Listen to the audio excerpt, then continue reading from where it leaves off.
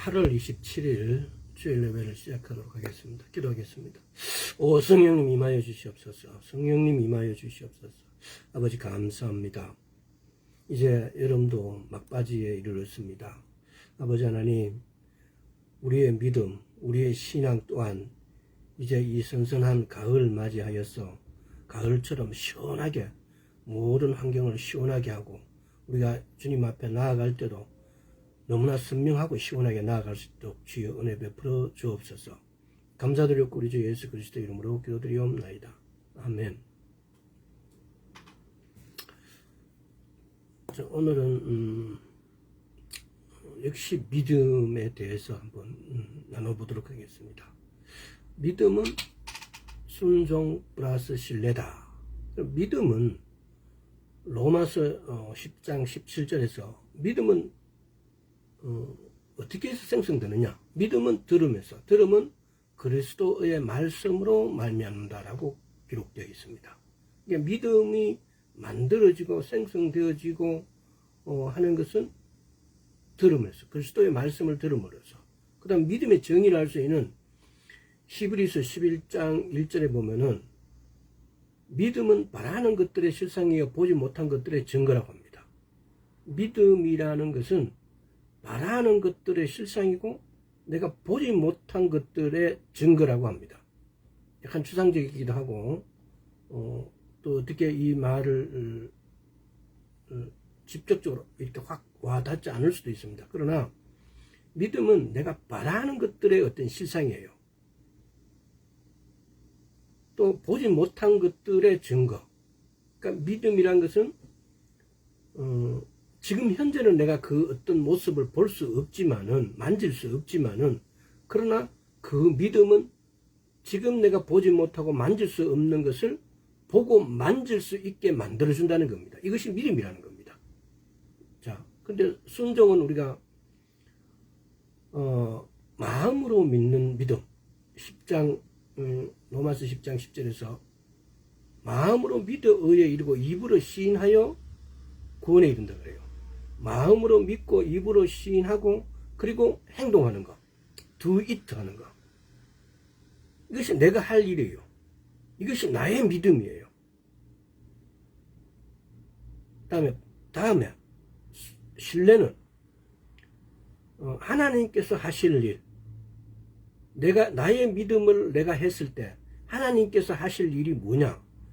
내가 기도한 어떤 것들을 하나님께서는 실제로 이루어버린다. 실상을 이루어버린다 이 말이에요. 믿음은 바라는 것들의 실상이요. 실상을 이루어주시는 것이 하나님이 하실 일이라 이 말이에요. 병이 걸렸다. 그 병이 낫기를 기도했다. 병이 치료가 되어지는 거. 하나님의 믿음은 나의 믿음, 바라는 믿음, 또 고백하는 믿음, 행동하는 믿음을 실제로 이루시는 하나님. 이 이루시는 믿음이 하나님의 하실 일이에요.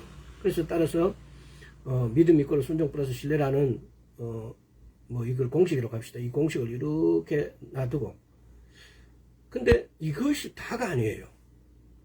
나의 믿음에는 하나님의 믿음이 더해집니다. 불러옵니다. 내가 마음으로 믿는 믿음. 근데 여기서 중요한 가치가 하나가 있죠. 말씀에서 벗어나지 않아야 돼요. 내가 마음으로 믿는 믿음이 하나님의 말씀에서 벗어나지 않아야 돼요. 근데 그 마음으로 믿는 믿음을, 그래서 입으로 시인하고 행동하는 믿음을, 그 믿음에 하나님의 믿음이 더해집니다. 그러니까 우리가 믿음은 순종 플러스 신뢰라는 이 공식 이외에 나의 믿음에 하나님의 믿음이 더해지는, 그러니까 믿음이라는 것은 순종 플러스 신뢰, 그 말 그대로요. 그러니까 나의 믿음 플러스 하나님의 믿음. 믿음에는 이 믿음이라는 것은 나의 믿음에도 믿음이 가 있어야 되고, 신뢰, 하나님의 믿음에 가서도 있어갖고도 내 믿음이 가 있어야 된다는 겁니다. 그러니까 이 작용을 그림을 그릴 수 있으면은 좀 쉽게 이렇게 표현을 할 수 있는데, 여러분들이 이걸 상상을 하면서 들으세요. 믿음은 순종에도 가 있고 신뢰도 가 있고, 또 나의 믿음에 하나님의 믿음이 더 쉬워진다는 겁니다. 덮어 씌워져요. 나의 믿음은 뭔가를 변화시키고 새롭게 만들고 창조하고 이럴 수 있는 믿음이 아니에요. 나는 하나님이 그렇게 하실 수 있다라고 믿는 믿음이 나의 믿음이에요. 나의 믿음은 마음으로 믿는 믿음 플러스 입으로 시인하고 그걸 그대로 행동하는 이 믿음. 하나님이 내가 의뢰가 팔에 만에 종기가 났다 아프다. 그러면 나의 믿음은 이것은 하나님께서 고칠 수 있다는 믿음. 왜 하나님께서는 베드로전서 2장 24절, 마태복음 8장 17절, 이사야서 53장 4, 5절에서 예수님께서 매 맞음으로 치유하셨다고 그랬어요. 나았다라고 그러셨어요.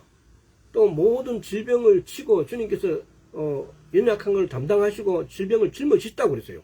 그러니까 이 모든 나의 이거 지금 현상적으로 내 눈에 보이는 현상은 내가 여기에 이렇게 예를 들어서 상처가 있지만은 근데 이것을 누가 이미 2000년 전에 예수님께서 짊어지고 가셔버렸다고요.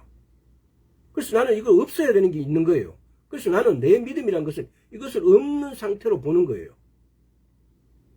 없는 상태로 그래서 내가 이걸 그대로 혹은 있지만은 이건 내가 나았다고 없다라고 선포하는 게 이것이 나의 믿음이에요. 그렇게 나의 믿음을 선포할 때 하나님께서는 하나님의 믿음이 더 쉬워져서 이것은 없어진다는 이 말이에요. 마태복음 9장 29절에 보면은 내 믿음대로 되라 그래요. 내 믿음대로 되라 그래요. 빌립보서 2장 13절에 보면은 너희 안에서 행하시는 이는 하나님이시니 자기의 기쁘신 뜻을 위하여 너희로 소원을 두고 행하게 하시나니 우리 안에서 행하시는 지금 우리가 믿음이라는 주제를 나누면서 가장 중요한 게 뭐냐면은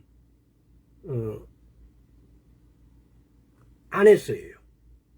그리고 내 영혼, 영 또는 내 영혼인 이 영혼을 3분법으로 나누기도 하고 2분법으로 나누기도 해요. 성경에서는.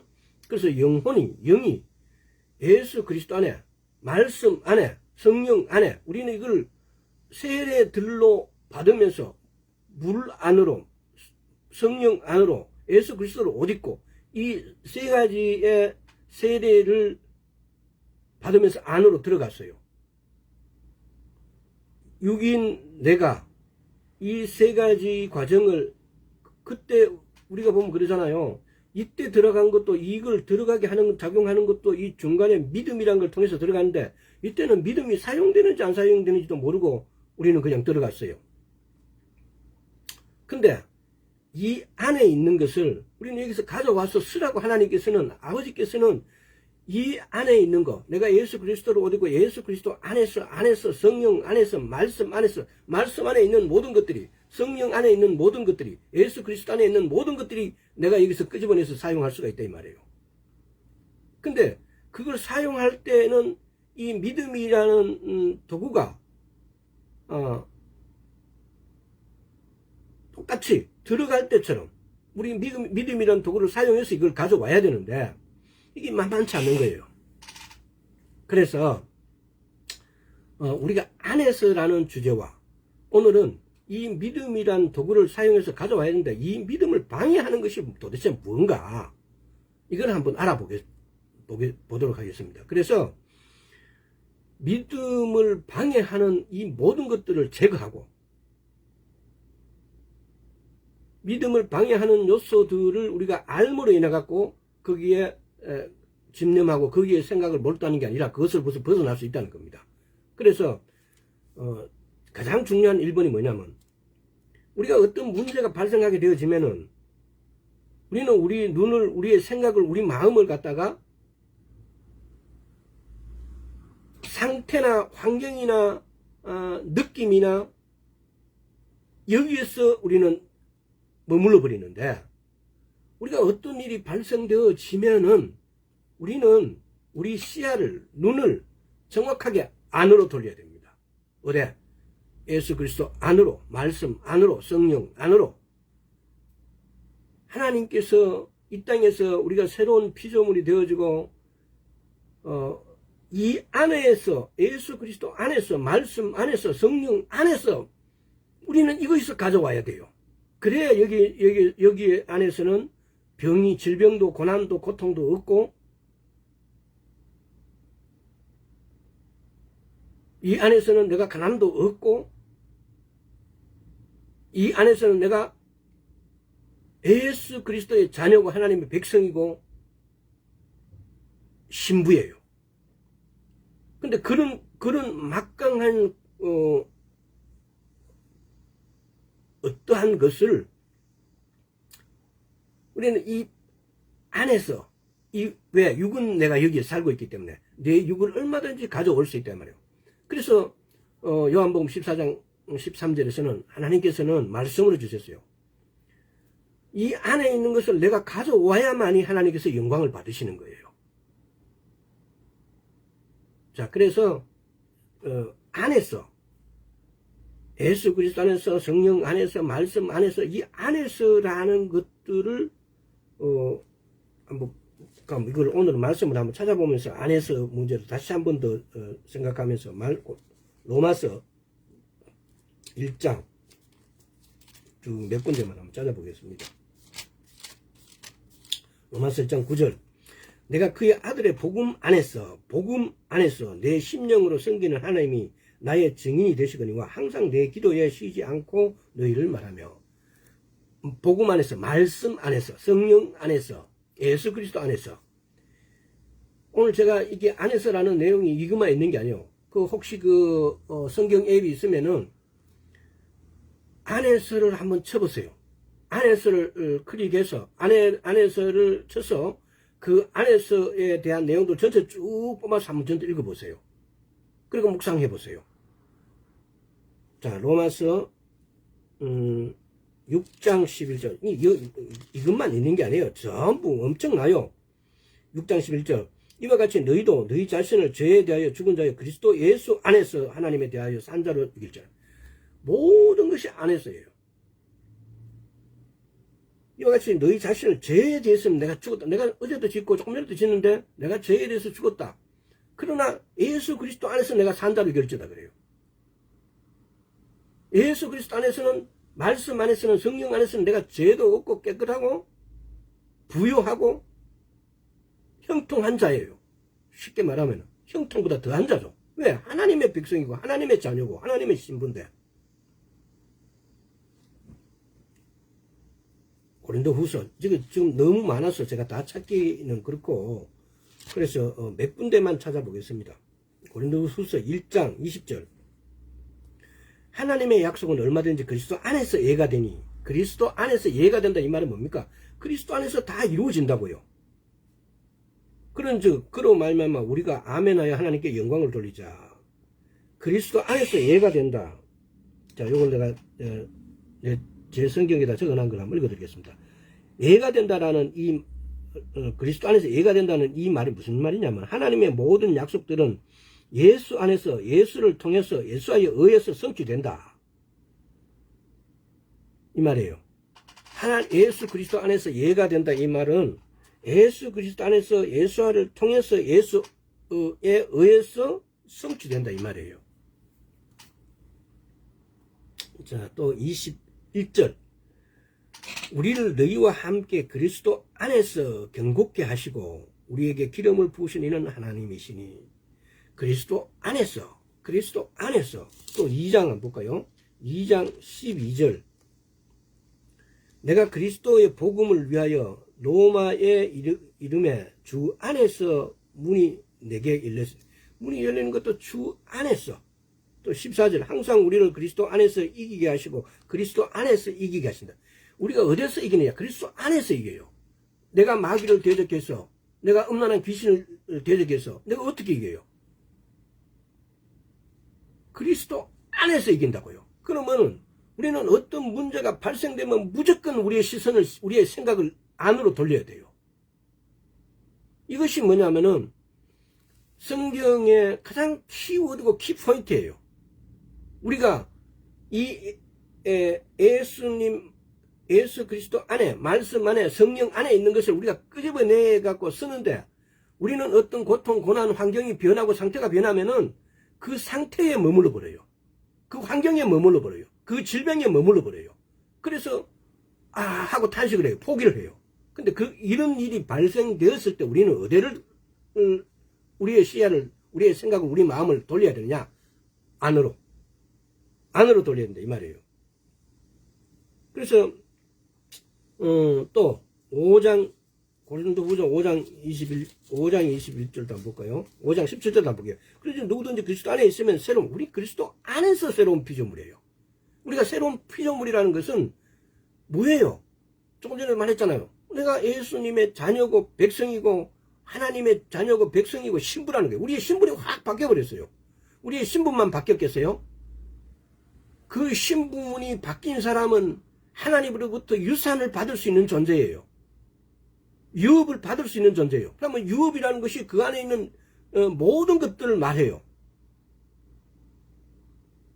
근데 이걸 하나님이 왜 우리에게 은혜로 부어주시고 에베소서 2장 8절에서 은혜로 믿음을 주신 걸까요? 은혜를 주셨는데 그 은혜가 믿음을 주셨어요. 왜 믿음을 주셨을까요? 자, 한번 생각해 보세요. 안에서를 우리 육의 세계를 가져올 수 있는 도구가 뭐냐? 운반체가 뭐냐? 믿음이에요.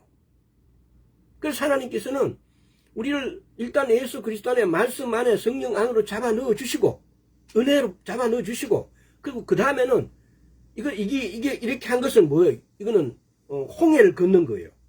자, 홍해를 걷으니까 다음에 요단을 건너라. 내가 먼저 발을 담가야 돼요. 그때 이 믿음, 처음에 갈 때 이 믿음은 하나님의 초자연적인 믿음은 그냥 하나님께서 강권적으로 우리를 이렇게 건너게 해주셨어요. 홍해 물을 먼저 갈라놓고 건너라고 이렇게 하신 거예요. 이제 두 번째, 예수 그리스도 안에서 우리 육의 세계를 가져올 때는 이제 네가 먼저 발을 담가라 이거예요.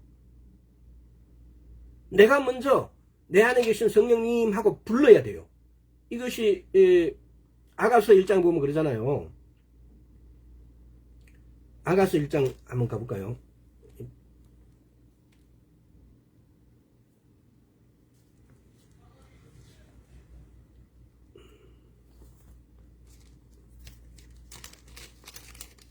자, 아가서 1장에 보면은 솔로몬의 아가라, 이게 송 오브 더 송이라 이 말이에요. 노래 중에 노래라 이 말이에요.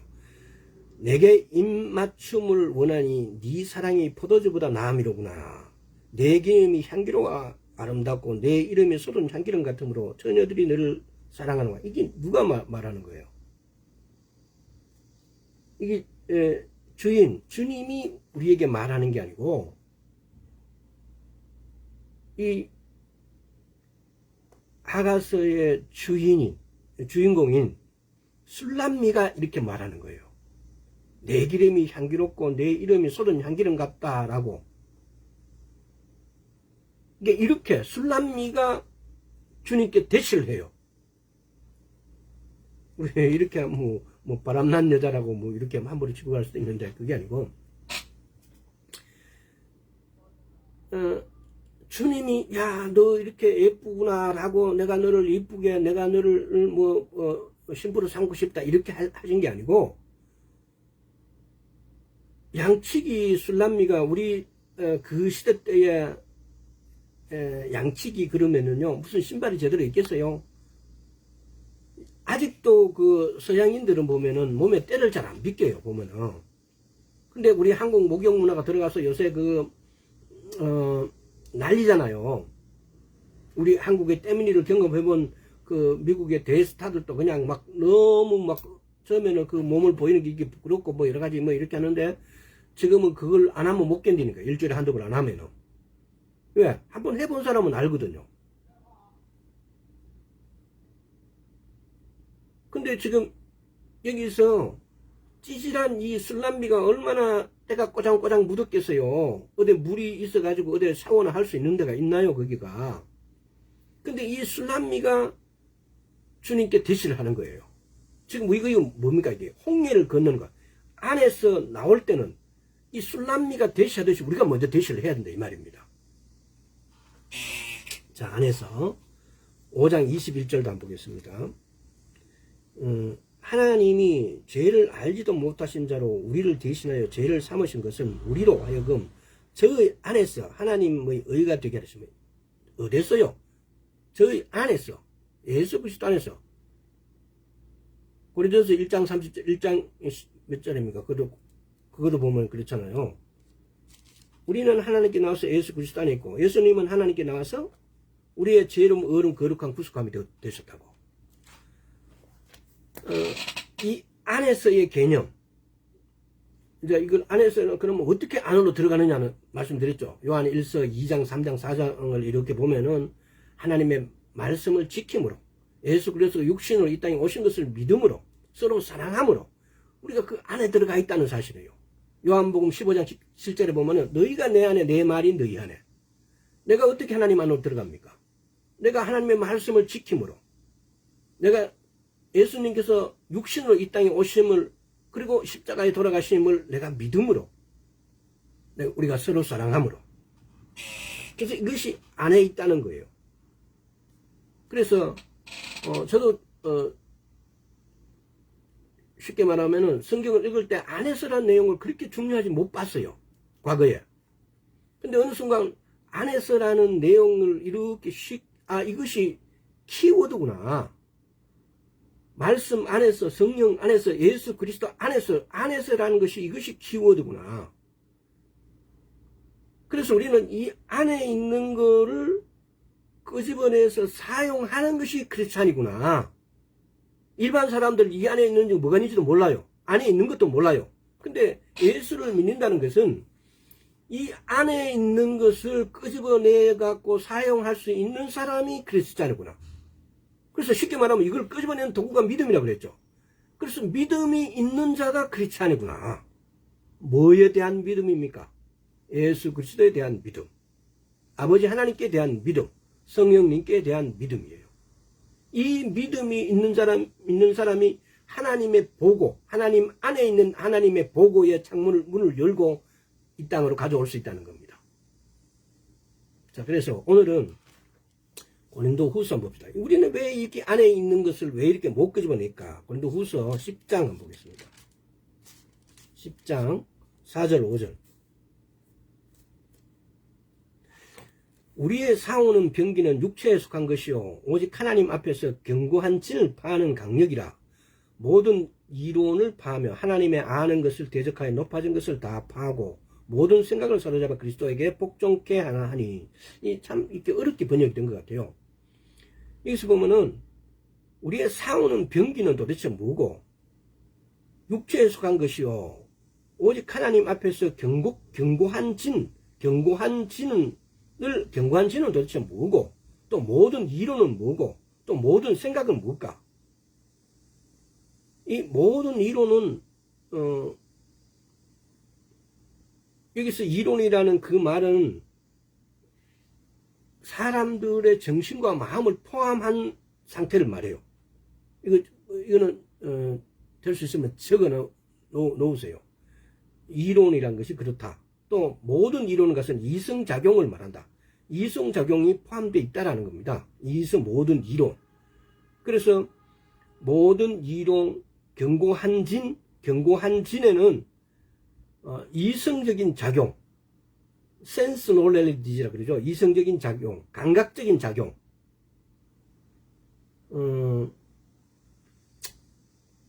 자, 이게 지금 이렇게 하는 것들은 제가 성경을 읽으면서 성경에 해석이 안 돼서 부딪히는 구절이 들어들어 있어요.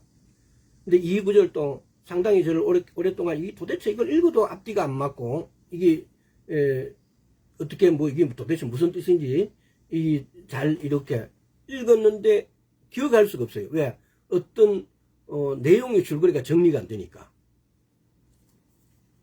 그랬던 구절 중에 이렇게 한 구절들이었어요. 근데 사실은 보면은 아주 간단해요. 여기서 보면은요, 그래서 이론이란 것이 사람들의 마음과 정신을 포함한다 했다. 모든 이론은 이성작용이다. 또 모든 생각도 마찬가지고. 그러니까 이게 견고한 진과 모든 이론과 모든 생각, 이게 이 꼴을 이렇게 지어보세요. 견고한 진은 뭐냐? 성경에 보면 가장 견고한 진 중에 우리 이성적인 생각 플러스 두려움 플러스 의심이에요. 우리가 하나님께서 하나님 안에 있는 것을 우리 자연적인 상태, 내 육의 상태로 가져오는데 가장 방해되는 것이 이성적인 생각, 내 이성의 작용 플러스 두려움 플러스 의심이에요. 그래서 지금도 내가 만약에 우리가 하나님 안에 있는 것을 내 육으로 가져오지 못하는 것은 바로 이 조건이 견고한 진이에요. 모든 생각, 모든 이론이에요. 지금 여기서 보면은요, 이것도 지금 제가 이게 이렇게 해석을 해놓은 부분이 있는데, 5절에 보면 모든 율법 하나님 아는 것을 대적하여 높아진 것 일어나세요. 하나님 아는 것을 높아진 것 이게 뭐냐라면은 하나님과 그의 말씀에 대한 지식을 대적하여 높아진 모든 종류의 지식, 세상적 지식이에요. 제가 예수님을 처음 믿게 되어지고 말씀을 처음에 읽을 때도 내가 그렇게 많은 유식한 사람도 아니고 뭐 그렇게 세상에 내놓으라 할 만한 그런 유식한 사람이 아니었음에도 불구하고 나의 이성적인 지식, 세상적인 지식이 그 지식으로 성경을 해석하게 되어지면은 성경이 완전 엉뚱한 데 가버리게 돼요. 또 그 이성적인 지식, 세상적 지식으로 성경을 대하게 되어지면은 하나님이 임할 수가 없어요. 하나님의 임재가 임할 수가 없어요. 그래서 하나님의 임재가 임해서 내게 하고 깨닫게 하는 이 단성이 나와야 되는데, 이 깨달음이 나와야 되는데, 내 이성적인 지식과 백과사전에서 나오는 그 지식으로 해석했을 때 아가 안 나와요. 그냥 이렇게 그냥 내 스스로 이거는 이런 뜻이겠거니 하고 넘어가는 것밖에 안 돼요. 근데 그렇게 해서 많이 넘어가면 갈수록 나는 성경을 깊이 들어갈 수도 없고 내 안에 계신 성령님하고 만남이 이루어지지가 않아요. 그래서 그 세상적인 지식을 떠난 말씀이 말씀하시는 그 내용 그대로의 진리. 그래서 여기서 우리는 견고한 진. 그래서 하나님을 아는 것을 대적하여 높아진 것. 하나님의 그의 말씀에 대한 지식을 대적하여 높아진 모든 종류의 지식을 가리켜 말한 것입니다. 즉 인간의 지식, 감각적인 지식. 우리가 사회생활하면서 우리가 그동안 대학원, 기타 모든 유학생활 모든 것을 통해서 배운 이 사회적 지식이, 이 사회적 지식들, 쉽게 말하면 감각적인 지식이죠. 감각적인 지식. 인간의 지식이 이 견고한 진이에요.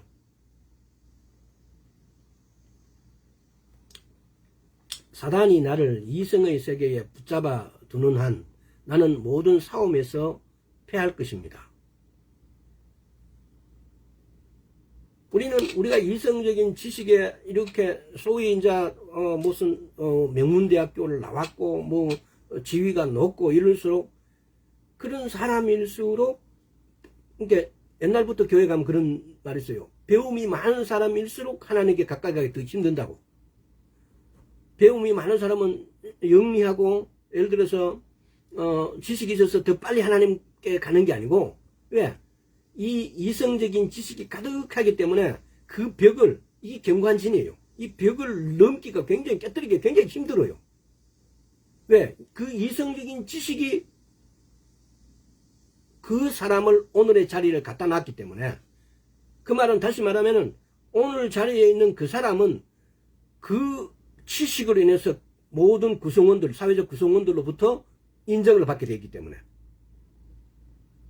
그래서 그 사람은 그 지식을 돌파하고 깨뜨리기가 굉장히 어렵다는 겁니다.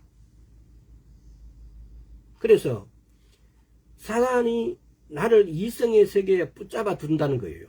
이것이 우리는 단순히 그 사람이 지식이 있어서 그렇다라고 이렇게 보는 게 아니고 영적으로 보면은 사단이 그 사람을 이성세계에서 붙잡아 두고 있는 거예요. 반대로 내가 사단의 믿음의 세계에 붙잡아 둔다, 내가 사단을 믿음의 세계에 붙잡아 둔다면은 모든 싸움에서 우리는 사단을 이기게 됩니다. 다시 말하면은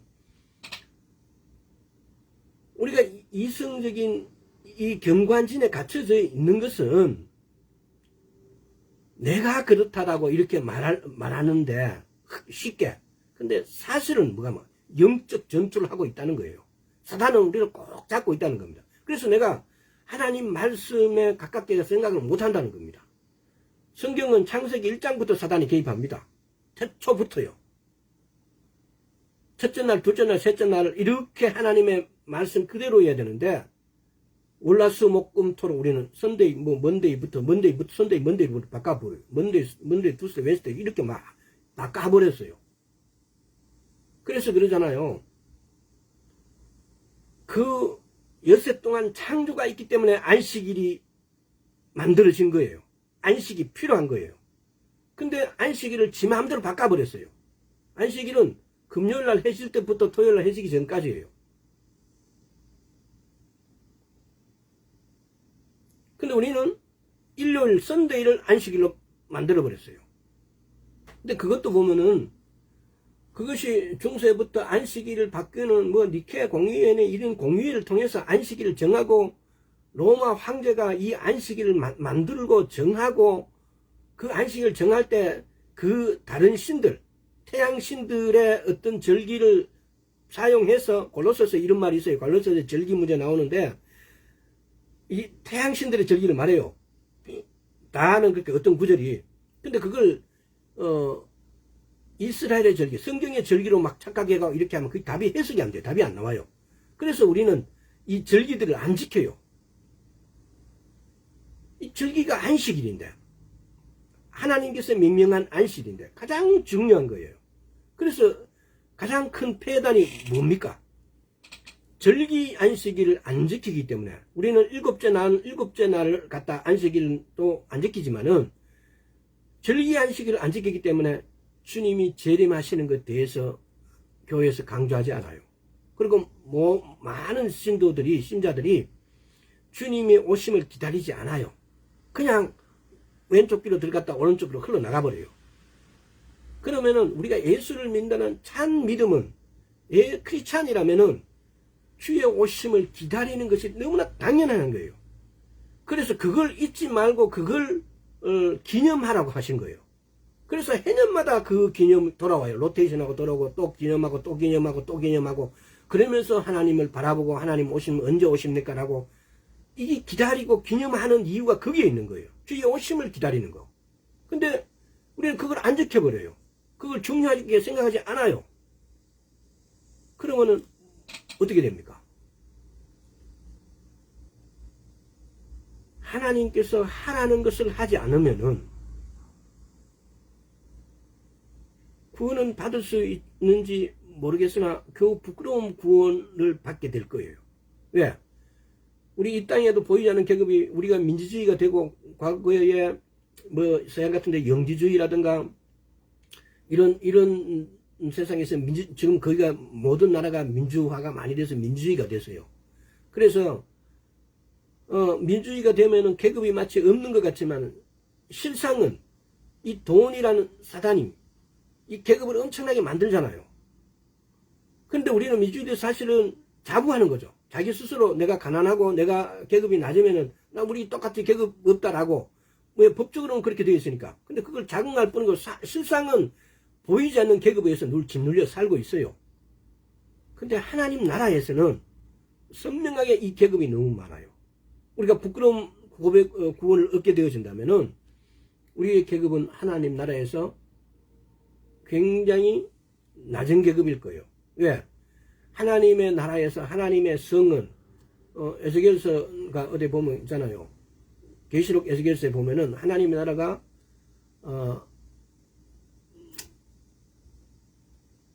갑자기 그 단어가 생각 안 나는데 12,000 스타디옵이라고 그럽니까? 가로 세로 높이 12,000 스타디움 이렇게 하면은 그게 보통 한 2,300km, 1스타디온이 185m예요. 근데 그걸 대충 이렇게 계산하면은 가로 세로 높이가 약 23,000km예요. 23,000km인가? 하여튼간에 그렇게 계산이 나와요. 그럼 엄청 넓어요. 그 하나님 나라의 중심이 그러니까 하나님의, 쉽게 말하면 하나님의 성전으로부터의 멀어지면 멀어질수록 그 변두리에 살게 되는 거죠. 옛날에 제가 환상 같은 거 이런 걸 한번 이렇게 꾼 적이 있는데 그때 처음 내가 봤을 때 내 집은 37층짜리였어요. 근데 내가 막 이렇게 하니까 그때 열심히 막 말씀 읽고 기도하고 이럴 때였어요. 근데 어느 날 보니까 호주에 가면 그런 게 있어요. 옛날 집이 문화재예요. 그래서 도시 중심가에 그 옛날 집을 갖다가 뜯을 수가 없어요. 그래서 큰 건물 1층 안에 큰 건물 1층에 그 집이 그냥 안에 들어가 있어요. 포함되어 있어요. 그래서 건물을 크게 지어놨어요. 1층에는 그 옛날 문화재의 집이 있고 그와 같았어요. 37층이 짜리 건물이 아주 조그만하게 그 1층 건물 안에 들어가 있었어요. 막 부지 정리를 하고 막 건축 자재가 막 군데군데 쌓여져 있고 엄청난 이런 에리아를 갖다가 나의 집을 만들고 있었어요. 관상이었는데 하여튼 뭐라고 여러분들이 다 납득하게 이해가 되셨는지 모르겠는데 하여튼 그러셨다는 겁니다. 그래서 중세 시대 때도 보면은 오직 믿음, 성경을 그 중세시대 때 또는 우리 그 근세에도 보면 오직 믿음, 오직 이렇게 사실은 성경에는 오직 믿음, 오직이라는 단어가 없어요. 근데 그렇게 만든 거죠. 오직 믿음 이래갖고 헬라어로 보면은 솔라피데 이래갖고 그거 오직 믿음 이래가지고 그 솔라피데를 어떤 교회 가면 한때는 그걸 강대상 앞에도 막 이렇게 솔라피데 이렇게 써놓고 이랬어요. 그런데 그걸 헬라어 잘 모르는 사람 저게 무슨 뜻인지 잘 몰라요, 사실은. 오직 믿음, 솔라피데. 이것이 한때는 교회를 완전히 들었다 놨다 하는 그런 슬로건이었고 표였고 막 그랬어요. 자, 그래서 하나님 안에, 예수 그리스도 안에, 말씀 안에, 성령 안에 있는 것을 우리가 가져다 쓰는데 이 믿음에 가장 방해가 되는 것이 이성적 작용이요, 견고한 진이에요. 이 견고한 진을 파하는 것은 말씀이에요. 그래서 지금 아까 고린도후서 10장 여기도 보면은요, 여기 지금 보면은 5절에 보면은 끝에 모든 생각을 사로잡아 그리스도에게 복종케 하니 이 말이에요. 요한복음 1장 14절에 보세요. 그리스도는 누구세요? 말씀이 육신이 되고 육신이 말씀이 되신 분이에요. 말씀이 육신이 되신 분이 그리스도예요. 그럼 이거 보면은 여기서 보면은 모든 생각을 사로잡아 말씀에게 복종하니, 우리는 말씀에게 복종하는 것이 뭐 앞에 4절에 우리의 싸우는 병기가 말씀이라는 거죠. 우리의 싸우는 병기는 육체에 속한 것이 아니고 우리의 싸우는 병기는 육체에 속한 것과 견고한 진을 파하는 것도 역시 말씀이라는 겁니다. 이렇게 결론을, 그러니까 여기서 지금 보면은 5절에 그리스도에게 복종케 하니 이를 그리스도를 대체할 수 있는 게 말씀이다 이 말입니다. 그래서 묵상을 해보세요. 그 말씀을 넣어서. 그러면은 이 문제가 너무 쉽게 해결이 돼버려요. 싸우는 병기가 도대체, 우리가 싸우는 병기가 뭘까요? 말씀. 자, 이렇게 한번 이렇게 들어보세요. 그리고 오늘은 두려움과 의심, 이게 성경에 여러 구절에 나와 있는 부분이 있는데 마가복음을 한번 찾아볼까요? 마가복음 11장 늘 많이 읽었던 구절입니다. 23절 24절. 내가 진실로 너에게 이르노니 누구든지 이 산들을 들려 바다에 던지우라 하며 그 말하는 것이 이룰 줄 믿고 마음에 의심하지 않으면 그대로 되리라. 의심하기 때문에 그대로 안 되는 거예요. 이게 경관진이고 이게 이성적 작용이고, 그러므로 내가 너희에게 말하노니 무엇인지 기도하고 구하는 것은 받은 줄로 믿으라. 그리하면 너희에게 그대로. 받은 줄로 믿는데 믿음으로 우리가 이걸 자연세계를 내 유익을 가져올라 그러는데 이걸 막는 것이 뭐냐? 의심이거든요. 두려움과 의심, 이것은 이것은 너를 괴롭히려고 이 땅에 내려와 있는 사단의 두 상둥이라. 두려움과 의심은 이것은 너의 마음을 뒤흔들어서 걱정과 염려와 질병까지도 가져다 주려고 하는 적의 두 무기니라. 두려움이, 우리가 지금 견고한 진을 파는 어떤 말씀이라고 그랬는데, 두려움과 의심은 질병, 염려, 근심, 걱정, 염려 갖다 주는 사단의 두 무기라 이 말이에요.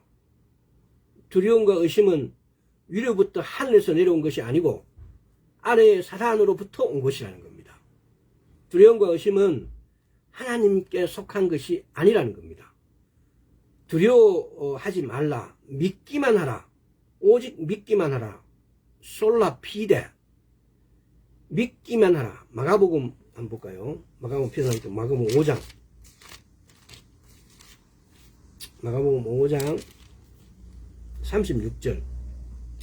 예수께서 그 하는 말을 곁에서 들으시고 회당장에게 이르시되 두려워 말고 믿기만 하라. 두려워 말고 믿기만 하라 그래요.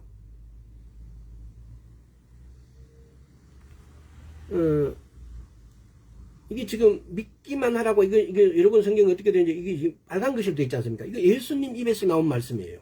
우리 성경에 보면 빨간 글씨로 되어 있는 것이 있고 그냥 이렇게 되어 있는데, 빨간 글씨로, 구약은 거기 표식이 잘 없는데, 구약은 하나님께서 말씀하셨는데 그냥 까만 글씨로 되어 있는데, 신약에는 빨간 글씨를, 제 책에서는 그래요. 모든 성경이 이렇게 거의 많이 이렇게 되어 있어요. 빨간 글씨로 된 것은 예수님께서 말씀하신 거예요. 예수님께 말씀하신 것이, 오늘날 우리나라 법무부 장관처럼 시발대가 날아갑니까?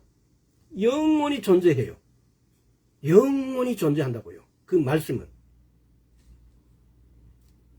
그리고 영원히 역사해요. 어제만, 그때만 역사한 게 아니고 오늘도 이 말씀은 그대로 역사하신다는 겁니다. 자, 믿기만 하라. 주님께서 모든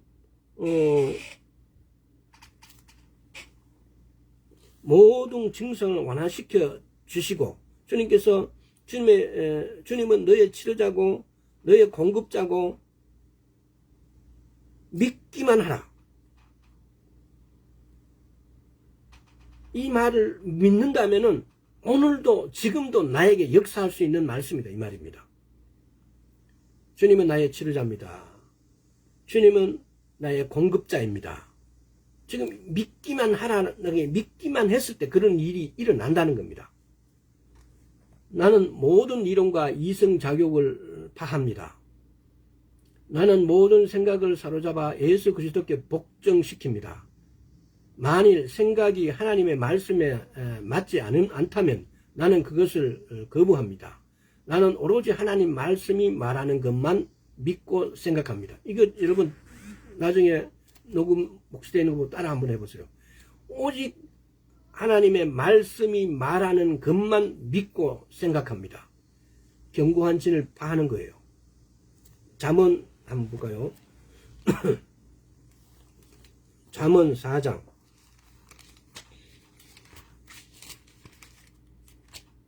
잠언 4장 20절 20절에서 22절. 자, 내 아들아 내 말에 주의하며 나의 이르는 것에 내 귀를 기울이라. 그것을 내 눈에서 떠나게 말며 네 마음속에 지키라. 그것을 얻는 자에게는 생명이 되며 그 온 육체의 건강이 됩니다. 저번에 옛날에 제가 이게 약이 메디신 된다라고 말씀드릴, 바꿔도 된다고. 그것이 뭘까요? 하나님의 말씀. 하나님의 말씀을 내 눈에서 내 생각에서 떠나지 않게 하는 것이 이 견고한 진을 파는 열쇠예요. 나는 하나님의 말씀에 주의합니다. 나는 하나님의 말씀을 내 삶의 첫 자리에 둡니다. 나는 하나님의 말씀에 귀를 기울여 듣습니다. 나는 하나님의 말씀을 내 마음 속에 간직합니다. 하나님의 말씀은 나의 온 육체의 약이 됩니다. 성경은 하나님이 나에게 말씀하시는 것입니다. 성경은 하나님이 나에게 말씀하시는 거예요. 나는 내 성경을 읽고 연구함으로써 하나님의 말씀에 주의합니다. 나는 그의 말씀을 내 눈에서 떠나게 하지 않습니다. 나는 그의 말씀에 내 귀를 기울입니다. 우리가 하나님 말씀을 내 생각에서 하나님의 말씀을 첫자리에, 하나님을 내가 보이지 않는 하나님, 보이지 않는 예수님을 어떻게 나의 첫자리에 두느냐, 이 말씀을 첫자리에 두는 것입니다. 이 말씀을 내 눈에서 내 생각에서 내 마음에서 떠나지 않게 하는 것. 어떤 환경이 우리는 내게 부딪혔을 때 아까 어떻게 해서 안으로, 우리 시야를 안으로 돌이키라고 그랬어요. 예수 그리스도 안으로, 말씀 안으로, 성령 안으로, 말씀 안으로. 우리가 어떤 환경에 부딪혔을 때, 질병이 찾아왔다, 어떤 재정적인 어려움이 왔다, 여러 가지 고난, 고통이 찾아왔다, 그런 환경에 맞닥뜨렸을 때 우리는 말씀 안으로, 성령 안으로, 예수 그리스도 안으로, 우리의 시각과 생각을 안으로 돌이켜야 된다, 이 말입니다.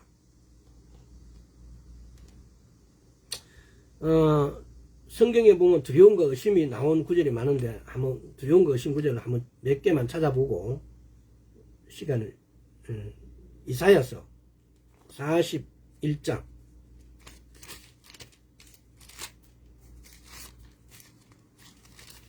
이사야 41장 10절에서 13절까지.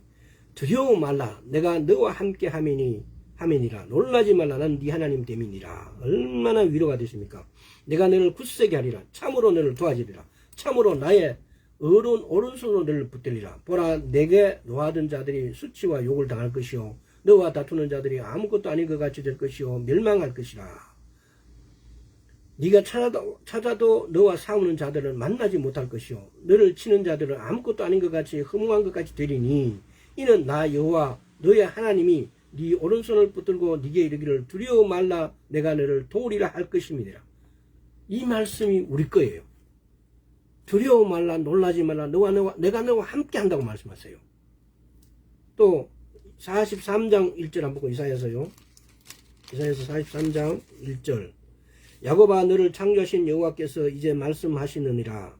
이스라엘아, 너를 조성하신 자가 이제 말씀하시느니라.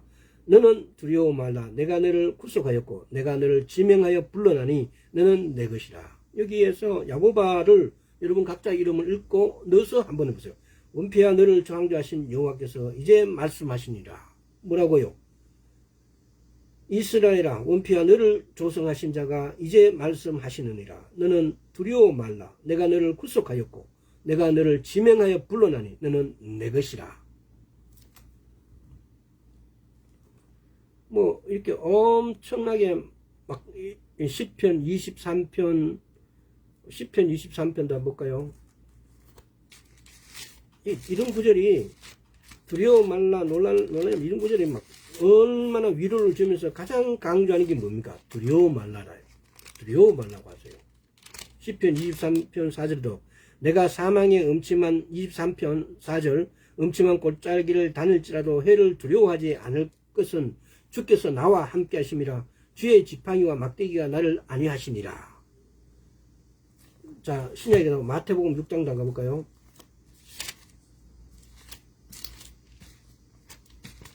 마태복음 6장 34절. 그러므로 내일 일을 위하여 염려하지 말라. 내일 일은 내일이 염려할 것이요, 한날 괴로움은 그날에 족하니라. 내일 일은 내일이 염려한다고요. 우리가 두려워하고 이렇게 할 필요가 없다고요. 또 요한복음 14장 27절, 요한 1서 4장 6, 7절, 요한 1서 4장 6, 7절 한번 찾아볼까요?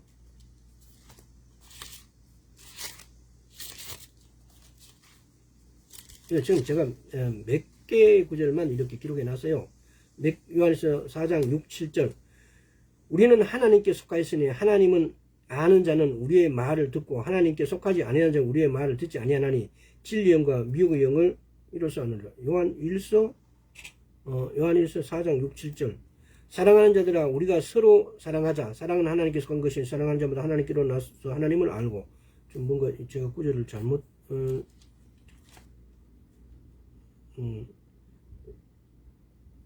17절 한번 볼게요. 17절. 사랑 안에 두려움이 없고 온전한 사랑이 두려움을 내어 쫓나니 두려움에는 형벌이 있습니다. 두려워하는 자는 사랑 안에서 온전히 이루지 못합니다. 굉장히 중요한 말입니다. 두려워하는 자는 사랑 안에서 온전히 이걸 보면은 계시록 한번 가볼까요? 계시록 21장 한번 보세요. 계시록 21장에 보면은 이게 8절.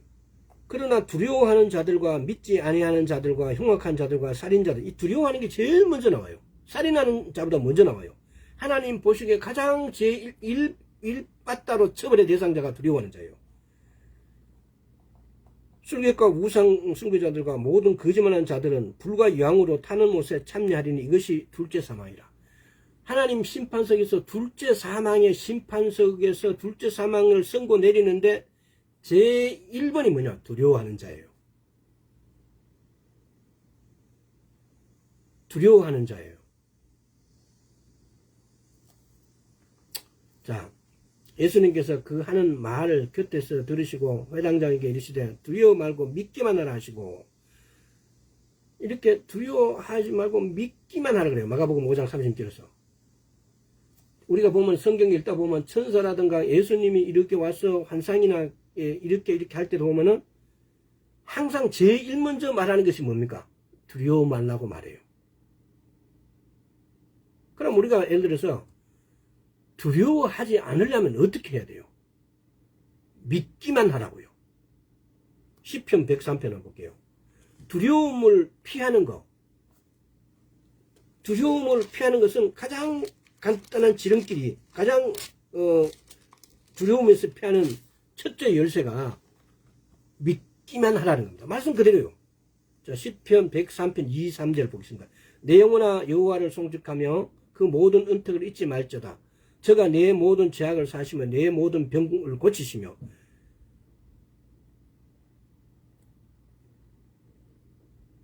저가 내 모든 병을 고치신대요. 우리는 내 모든 죄악을 사시며 내 모든 병을 고치시는 분을 찾아가는 것은 당연히 두려움을 넘어서는 거죠. 그래서 두려움을 넘어서는 것은 믿기만 하는 거라고. 믿기만 하는 거예요. 마태복음 14장 한번 볼까요? 마태복음 14장 30절에 보면은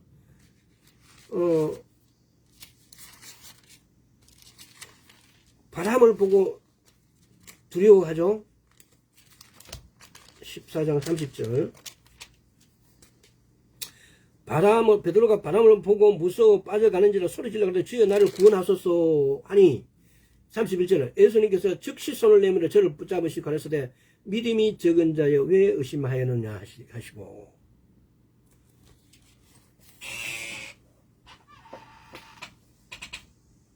의심과 두려움이 우리 사람들에게서 축복을 뺏어간다는 겁니다. 마태복음 13장 58절 한번 보겠습니다. 예수께서 이 모든 비유를 13장 58절 저희의 믿지 않음을 인하여 거기서 많은 능력을 행치 않아요. 믿지 않은 것. 의심과 두려움을 해결할 수 있는 것은 믿기만 하라가 답이에요.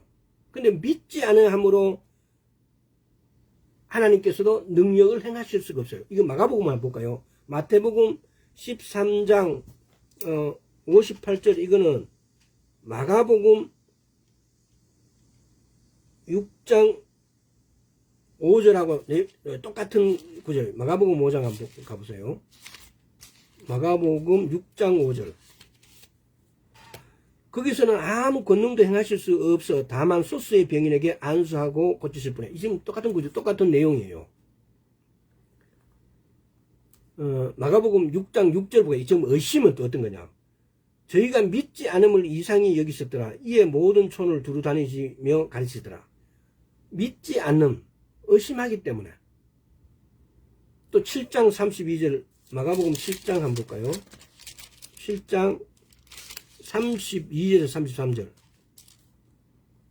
사람들이 귀먹고 어눌한 자를 데리고 예수께 나와 안수해 주기를 구하거늘 예수께서 그 사람을 따로 데리고 무리를 떠나서 손가락을 그 양귀에 놓고 그 손에 대시며 지금 이거는 의심은 예수님의 고향 나사렛 사람들로부터 하나님이 그들에게 주고자 한 더 큰 축복을 빼앗아 가버렸습니다. 그리고 의심은 당신이 그것을 허락한다면 당신에게도 강도처럼 빼앗아 갈 것입니다. 그래요. 이게 지금 의심이라는 여기도 이 구절은 여러분이 한번 묵상을 해보세요. 제가 이 왜 구절 이 구절을 읽어드리냐면은 33절에 예수께서 그 사람을 따로 데리고 무리를 떠나서 손가락을 왜 따로 데리고 갔을까? 여기에 보이지 않는 뜻이 뭡니까?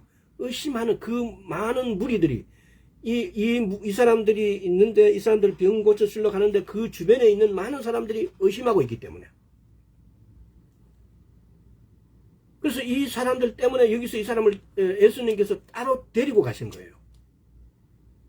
지금 여기 우리는 이 말씀을 읽을 때 그냥 따로 데리고 무리를 떠나서 이 구절에 대해서는 별로 키포인트를 안 둬요. 근데 왜 따로 데리고 갔을까? 바로 의심하는 사람들이 있기 때문에 그 주변이 보면은 케네시 목사님이 어떤 집회에 갔는데 집회에 가서 무리 중에 이렇게 안수를 하고 이런데 막 이렇게 하려는데 성령께서 말씀하세요. 뭐라고? 그 환자를 데리고 따로 어디 다른 데 가서 기도 안수를 해줘라고. 아니 나는 여기서 하고 싶은데 라고 케네시 왜 그러시냐고 그렇게 물었을 거 아닙니까? 주위에 의심하는 무리가 많아서 따로 데리고 가서라고 그래요. 그래서 케네시 목사님은 자기가 그런 경험을 통해서 이 구절에 따로 데리고 가라는 부분, 따로 데리고 무리를 떠나서 그 많은 무리가 있는 데서 무리를 떠나서 안수를 해주는 거예요.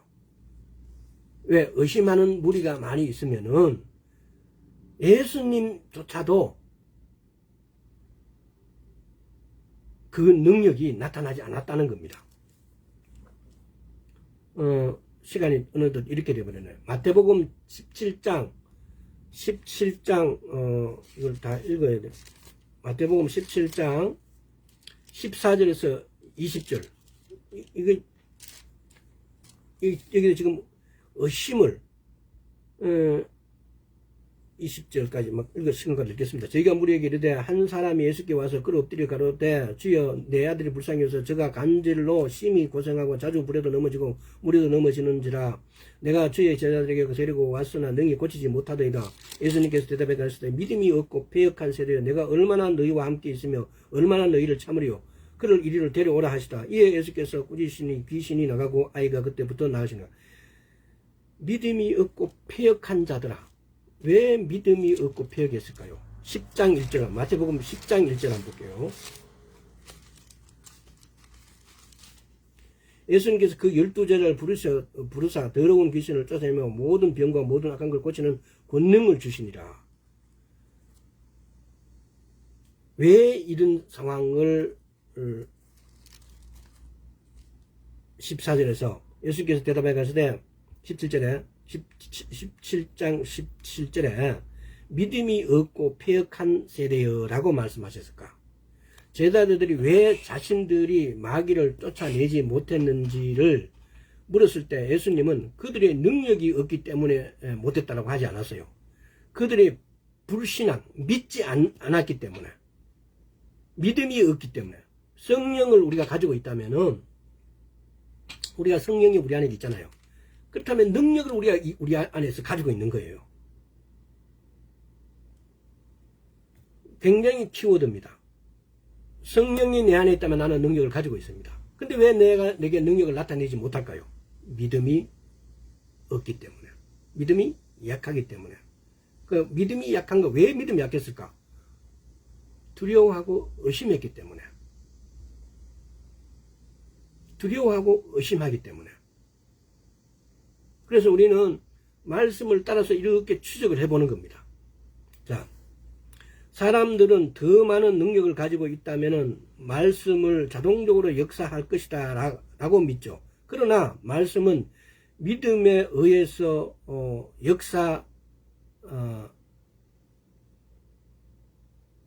역사하는 것보다는 사람들을 방해하는 것은 능력이 부족한 것이 아니고 믿음이 부족한 것입니다.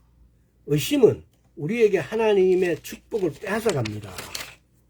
구원은 우리가 하나님으로부터 받을 수 있는 가장 큰 것입니다. 거듭남은 우리가 하나님으로부터 받을 수 있는 가장 큰 것입니다. 우리는 이를 믿음으로 받아야 합니다. 그리고 거듭난 이후에 구원의 축복과 유익을 누리기 위해서 여전히 우리는 이 믿음을 가지고 있어야 합니다. 고린도후서 5장에 보면 5장 7절에 보면 이는 우리가 믿음으로 행하고 보는 것으로 행하지 아니함이라고 말씀하십니다. 우리에게 더 이상의 능력이 필요한 것보다 믿음을 통해 사용되어져야 합니다. 즉 능력의 사용법을 배워야 합니다. 우리에게 어떤 문제가 발생할 때 우리는 우리의 눈을 안으로 돌려야 할 때입니다. 상황, 환경, 느낌이 아니라 안으로. 자, 결론 짓겠습니다. 우리는 예수 그리스도 안에, 말씀 안에, 성령 안에 있는 것을 우리 육으로 가져와야 됩니다. 우리 육으로 가져오는 도구는 믿음이라고 말씀드렸습니다. 근데 이 믿음이 도대체 어떻게 했길래 우리는 이 안에 있는 것을 우리 밖으로 못 가져올까요? 그래서 우리도 부유해지고 건강해지고 강해지고 형통해져야 되는데, 근데 우리는 두려움이 없는지 의심이 없는지, 또는 우리에게 이 두려움이나 의심이 있다면 이것을 말씀을 믿기만 하면 솔라피데, 오직 우리는 이 믿음으로 이런 것을 극복해야 되는데, 우리가 믿는 대상이 뭡니까? 말씀이라는 겁니다. 그래서 우리는 환경이나 상황이나 어떤 느낌을 우리의 대상이 아니고 우리의 믿음의 대상은 말씀이라는 겁니다. 요한복음 1장 14절에 말씀이 육신이 되신 분, 내가 예수 그리스도를 믿는다. 내가 바로 말씀을 믿는 것이 내가 예수 그리스도를 믿는 거예요. 내가 말씀을 믿는 것이 하나님을 믿는 거예요. 그래서 우리는 이 의심과 두려움과 이 경관진을 파괴하는 그런 믿음이 있어야만이 그런 믿음으로 하나님 안에 있는 것을 우리 육으로 가져올 수 있다는 겁니다. 그래서 우리가 오늘날까지 하나님 안에 있는 것을, 그 풍성한 부요함을, 그 든든하고 강한 그 건강을, 그 물질과 건강과 그 모든 형통함의 재료들을, 형통함의 모든 것들을 우리는 우리 육으로 가져와서 사용할 수 있는 자들입니다. 왜? 우리는 하나님의 자녀이기 때문에, 하나님의 백성이기 때문에, 하나님의 신부이기 때문에. 근데 이게 가져오지 못한 것은 때로는 우리의 믿음이 약한 것이 아니라 우리의 믿음에 두려움이나 의심이 끼어 있는지, 이런 경관진들을 파괴하는 오직 믿음으로, 솔라 피델에서 오직 믿음, 이 말은 때로는 강조할 수 있지만 때로는 오직 믿음이라는 것이 약간의 문제가 있는 구절이기도 합니다. 그러나 하나님 안에 있는 것을 우리 육으로 가져갈 수 있는 것은 오직 믿음입니다. 그래서 그 믿음에 두려움이나 의심이나 경관진이 있는 건지, 이성적 작용, 이성적 생각, 센스 놀리지, 이성적 감각이 혹시 막고 있는 건지, 그래서 우리의 시야와 우리의 생각이 안으로, 어떤 일이 발생할 때 우리는 그냥 그 상처나 환경을 보기 쉬운데 환경을 보고 상태를 보고 이렇게 돼야 되는 것이 아니고 안으로, 예수 그리스도 안에서 내가 새로운 피조물이 되고, 예수 그리스도 안에서, 말씀 안에서 나는 하나님의 자녀가 되고, 말씀 그리스도 안에서, 성령 안에서 나는 성령님의 그 파워, 능력을 내가 얼마든지 갖고 와서 쓸 수 있다는 겁니다. 자, 우리의 생각과 마음을 안으로 돌립시다. 오늘 여기까지 하겠습니다. 충분히 묵상해 보시고 지금까지 안으로의 개념, 믿음이라는 개념, 이 개념을 다시 정립해서 하나님 안에 있는 것, 예수 그리스도 안에 있는 것, 말씀 안에 있는 것, 성령 안에 있는 것을 우리가 얼마든지 풍요롭게 가져다 씁시다. 오늘 여기까지 하겠습니다. 아버지 감사드립니다. 주님께서 주신 말씀을 우리의 양식이고 우리의 피와 살이 되었습니다. 이제 하나님의 것이 내 것이 되었음을 선포합니다. 감사드렸고 우리 주 예수 그리스도 이름으로 기도드리옵나이다. 아멘. 여기까지 하겠습니다.